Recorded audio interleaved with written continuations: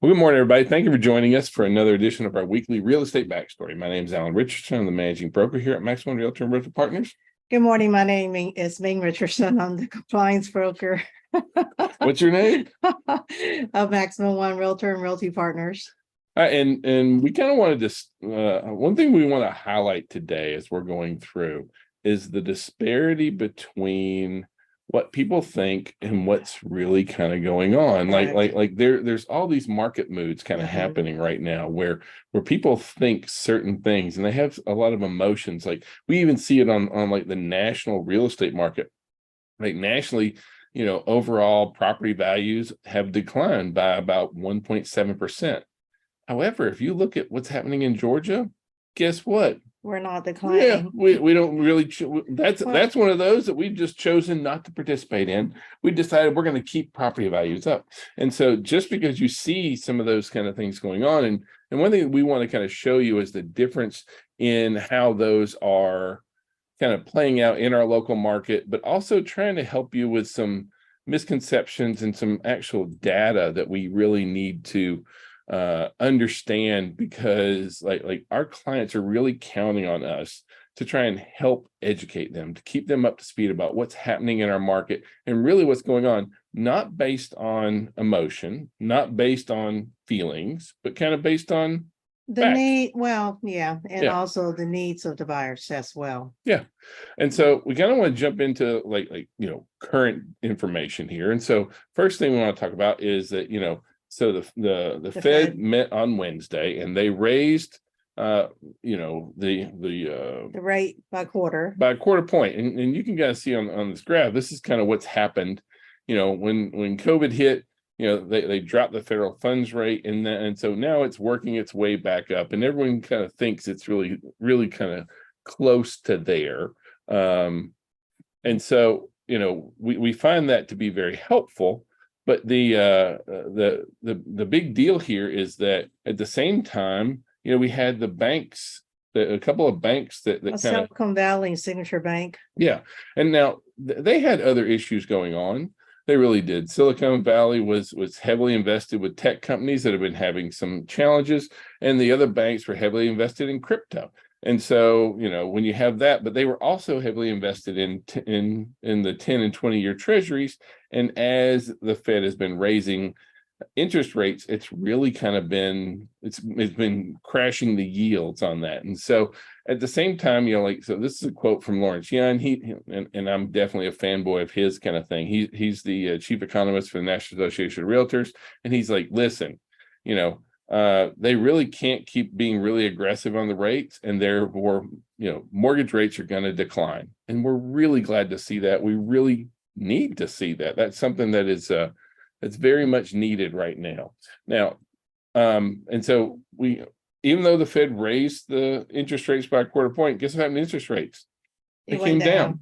Yeah, they dropped about 0.2 of a point kind of thing last week. And so we're seeing them move in a very, very positive direction that we're very happy to kind of see that going on right now. And so, we're looking at a more favorable rate environment going on.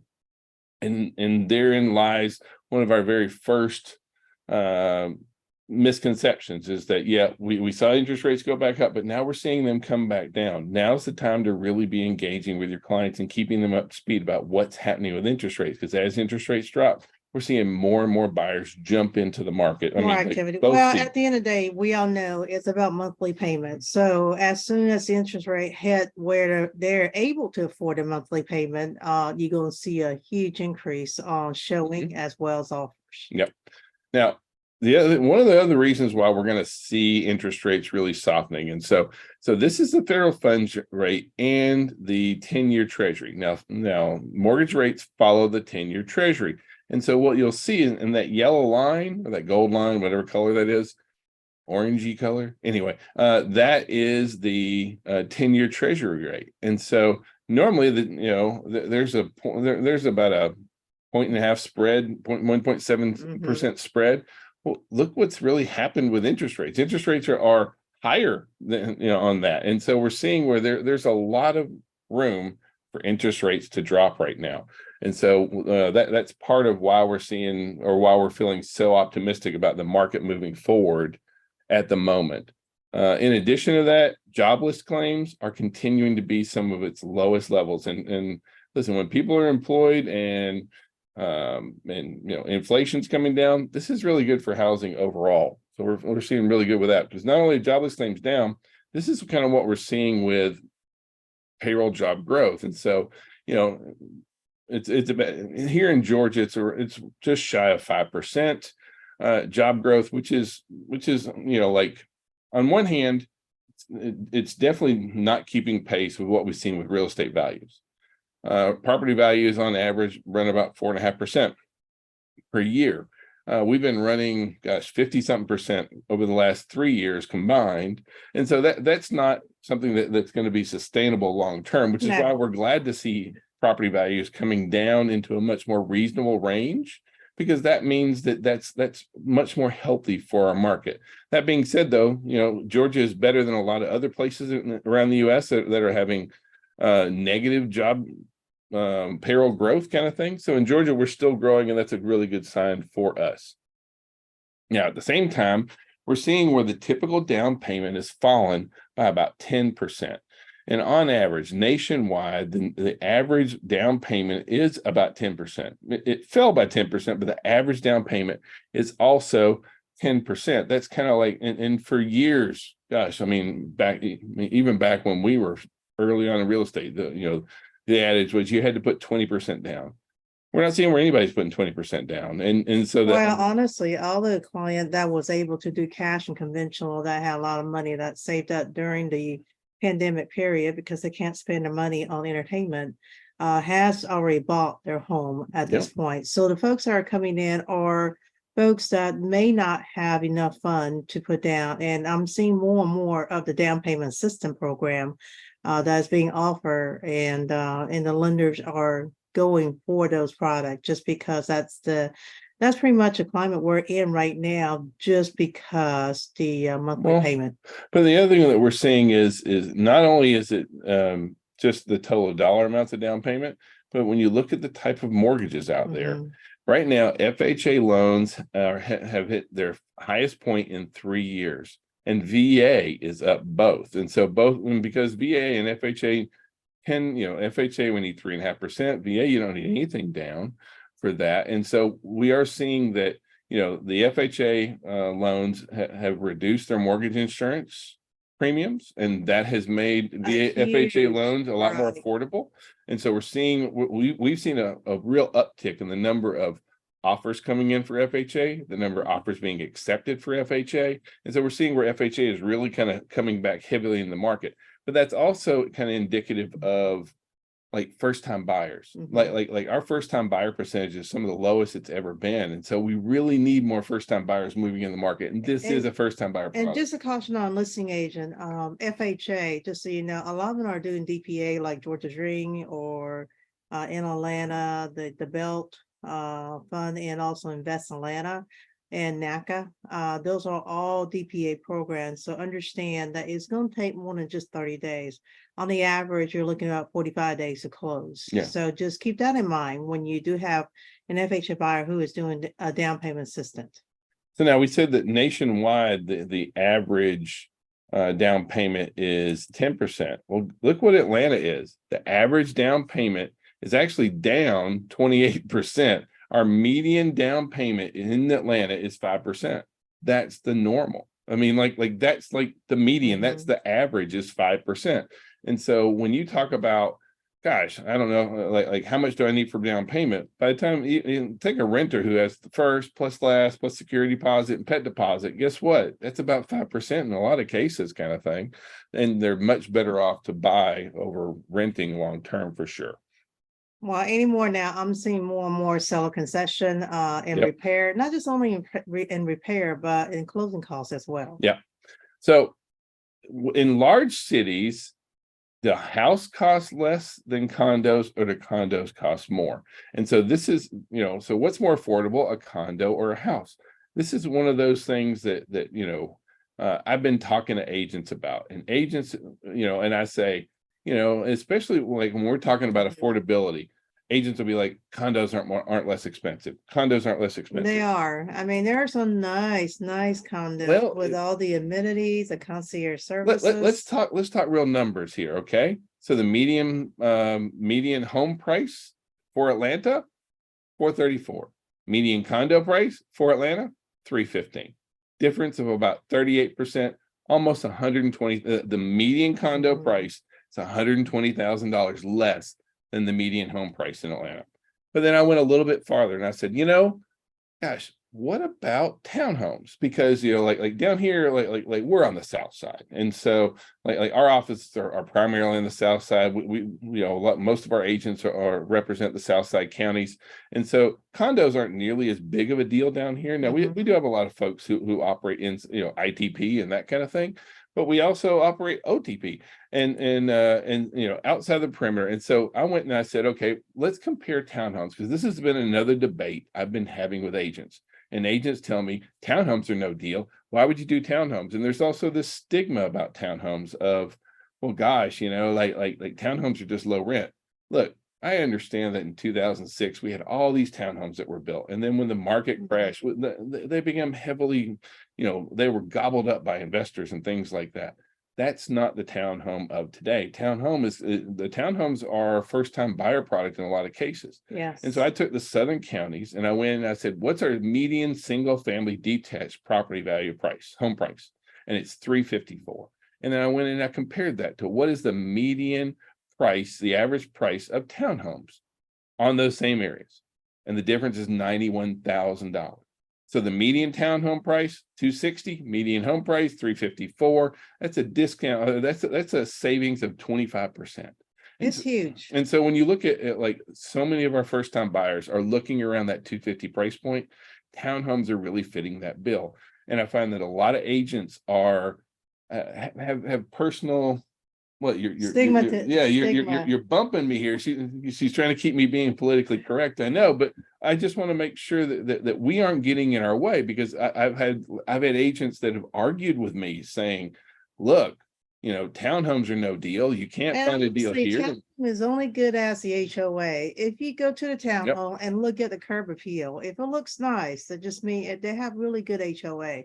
But yes, if you go there and look like there's a engine block, park on the driveway, people park in the street, multiple cars, and that's probably an HOA issue, not necessarily the townhome themselves. Well, the big thing I want you to look at is are you looking at true numbers, or are you just spouting what may have been the case in the past, or what your personal feelings are about certain things? Because we're seeing a lot of things happening right now where our market is shifting, and buyer and seller expectations are different. This is definitely one where we're seeing a lot of buyer expectations. We're seeing where there's so much new construction in townhomes, and they're priced much more moderately than new construction for single family detached at the same time. Correct. So just keep an open mind is what I'm really trying to kind of push for.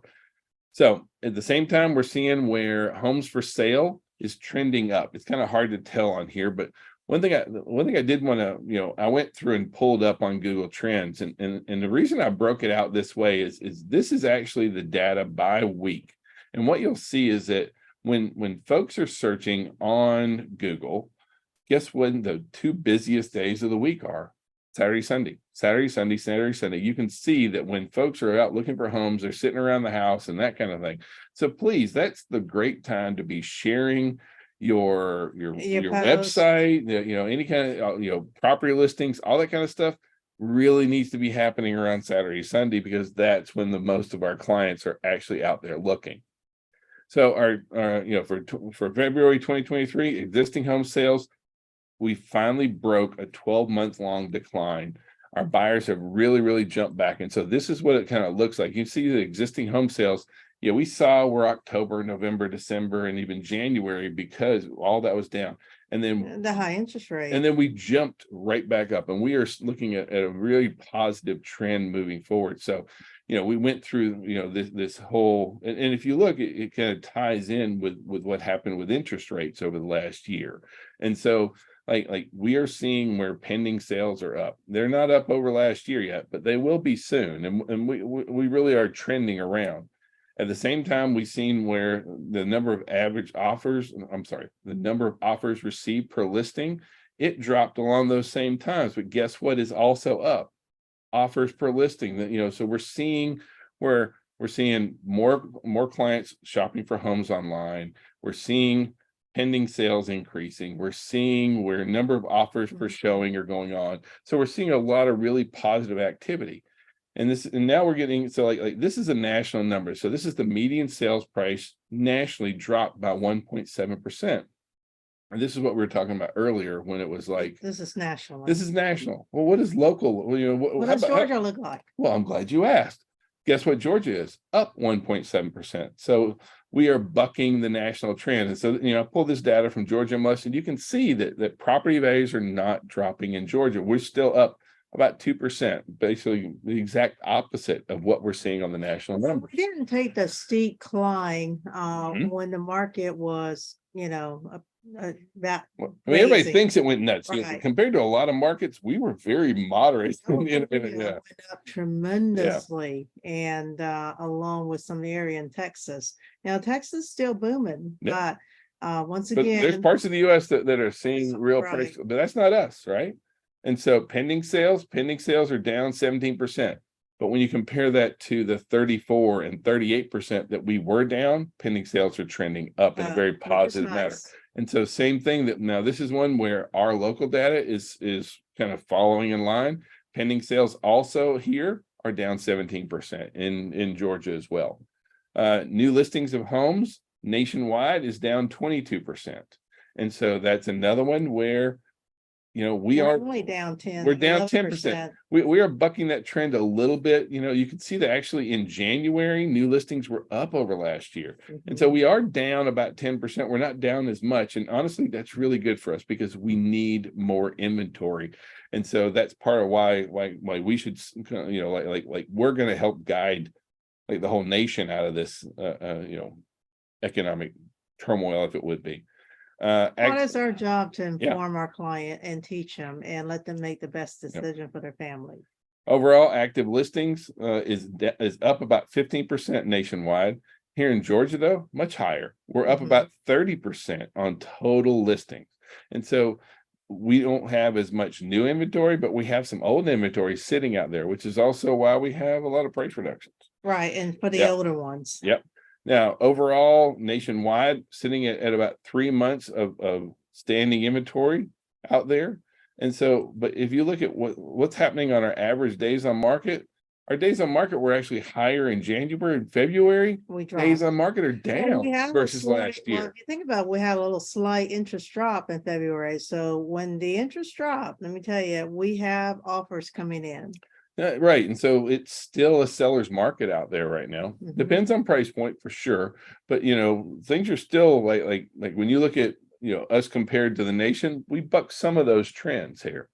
Half of all pending sales are still under contract for 2 weeks. And we like to share that information just so everyone like if your listing's not under contract within a couple of weeks, it's on you. It's probably priced right. Well, honestly, we understand that you may have a seller that may be difficult and think Yeah. that their house is worth way more than what it's worth because all the upgrade that they have done to their property. And understand, for appraisal value, yes, it does make it sell quicker, and yes, it does improve the property.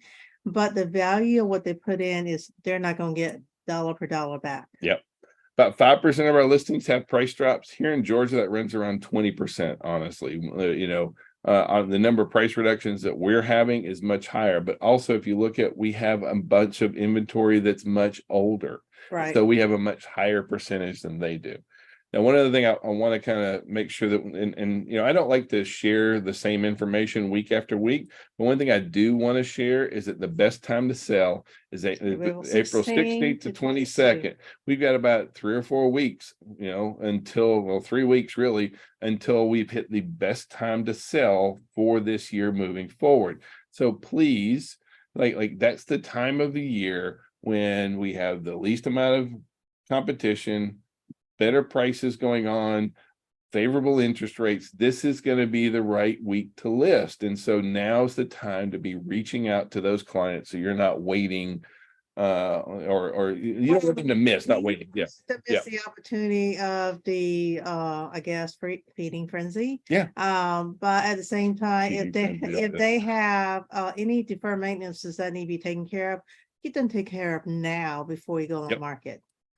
All right. And so, we also, new construction, we're seeing kind of the same thing happen. New construction, new home sales had their third straight monthly gain, and single family housing starts and building permits were coming back up. We've seen where Yay. multifamilies going down, single families been moving up. That's wonderful. Yeah. Now rents, rents have also really been falling. And so what's interesting is that the CPI, the Consumer Price Index, still shows as rents is rising because they calculate numbers on an annualized basis.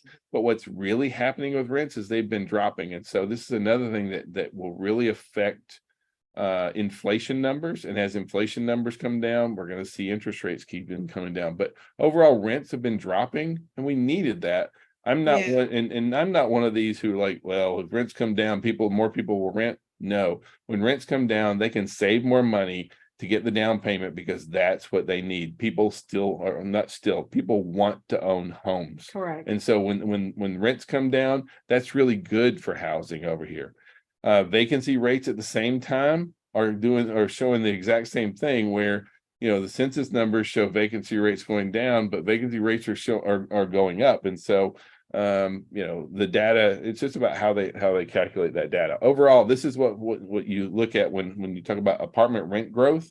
This is how it's looking kind of nationwide. This is from CoStar, and you can see that that's a really big deal, and that's going to help us out much more in the future, kind of moving forward.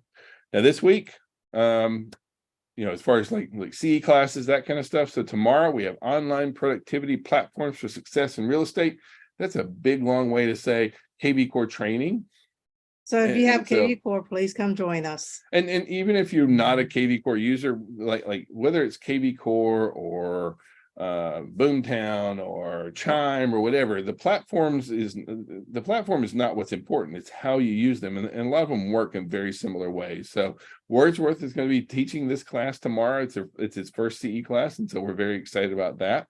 And then on Wednesday, Ming and I are going to be teaching bulletproofing your contracts up at the airport office. So we hope that you guys can join us. Let's see. Really, that's it. That's it. Like I got nothing else for you there. So I hope you guys have a great week. If we can be any kind of service, please call, text, smoke signals. Have a great week. Thank you. Have a good Monday.